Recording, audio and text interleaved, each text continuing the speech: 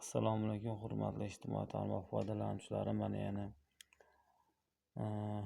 yangi kanalimga qisqacha videolar qo'yib boryapman. O'zimni kommunal sohamdagi, o'zim aytganimdek xonadonimni tabiiy gazini o'rganyapman deb, o'sha kommunal sohasidagi tartib-qoidalarni o'rganyapman deb aytgandim. Bundan oldingi videolarimda ham aytganman. Shu o'zimni shaxsiy xonadonimnikini o'rganyapman. Kommunal hujjatlarini, ta'minotchi, iste'molchi degan joylari bor ekan, shartnomalarda.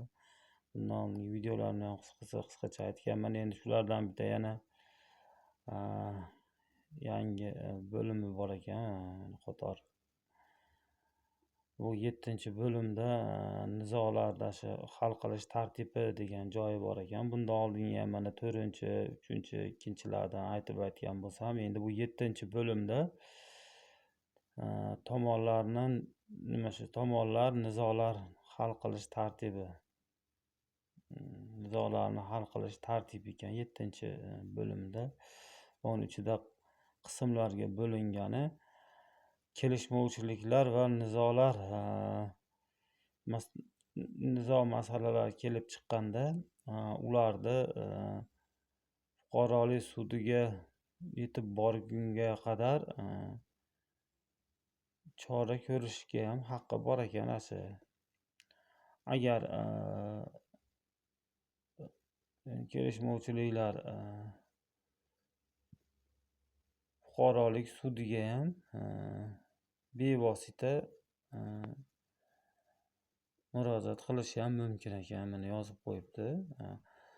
Men tushunishimcha, mana endi shu kelishmovchiliklar va nizolarni hal qilish shu fuqarolik sudiga qadar tomonlar kelishuvga qadar bir kelishsa, qonun bo'yicha, agar kelisha olmasa, bevosita fuqarolik sudiga murojaat qilishi mumkin ekan. Ya'ni men tushunganim, mana bu yerda 7-bobda mana shu ichiga yozgan joylaridan, qonunlaridan, ya'ni tomonlar iste'molchi va men iste'molchi bo'lsam, ta'minotchi ular bo'lsa, endi men mana o'zim shaxsiy xonadonimni kommunal sohasini aytyapman. Bu o'zimni shaxsiy, o'zimniki kommunal sohadagi shartnomalarni o'rganyapman. Mana shu 7-bobda o'sha nizolarni hal qilish tartibi degan joyni o'qib o'zim mana tushunganim, mana shu nizolar kelib chiqqanda sudlarga qadar kelishib, uni hal qiladigan chora-tadbirni, u ham qonun doirasida chora-tadbirlari bo'lsa ko'riladi ekan. Agar tomonlar bevosita fuqarolik sudiga ham murojaat qilishga haqli deb qo'yibdi. Masalan, bemalol fuqarolik sudiga ham murojaat qilib, mana shuni bemalol hal qilsa bo'lar ekan. Endi bu narsalarni o'rganib qo'ygan yaxshi ekan, chunki buni oldin unchalik anaqa qilmadim, lekin mana hozir shundan tashqari yana juda ko'p bandlari, punktlari bor ekan. Men endi asosiylaridan o'qib o'rganganlarimni fayl papka qilib olib qo'yyapman. Endi shulardan qisqacha video qilyapman shu o'zim uchun.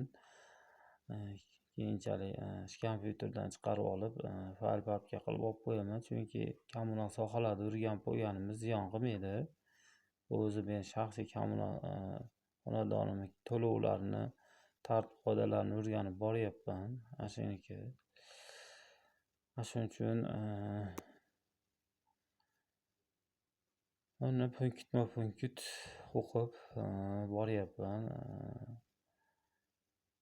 Juda ham ko'p qonun-qoida va mazmundagi ta'minotchi va iste'molchi o'rtasidagi yozilgan qoida-qonunlar bor ekan. Bilib qo'ygan yaxshi. Mana shuni bilib qo'yapmiz. Hammaga rahmat, sog' bo'linglar.